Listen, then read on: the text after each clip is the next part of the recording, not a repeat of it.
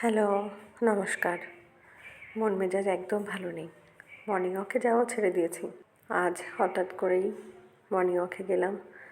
আসলে চারিদিকে কেমন একটা অস্বস্তি, চারিদিকে শুধু বিষাদ, কিছুই ভালো লাগছে না। আসলে মন মেজাজ খারাপ থাকলে আমি তখন বেশি বেশি করে এক্সারসাইজ করি, দৌড়ই। আমার মনে হয় রিভেঞ্জটা আমার নিজের সাথেই।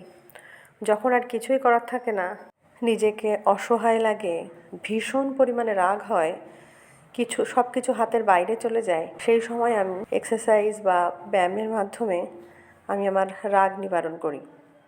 এটা নতুন নয়, বরাবরই আমি এটা করি। যখন আমার খুব কষ্ট হয়, খারাপ লাগে, রাগ হয়, নিজের ওপর নিজের রাগ হয়, সেই সময় আমি আবার এই নতুন করে এক্সারসাইজ বা এই ধরনের অ্যাক্টিভিটি করি। এটা আমার রাগের বহিঃপ্রকাশ। এক একজনের রাগের বহিঃপ্রকাশ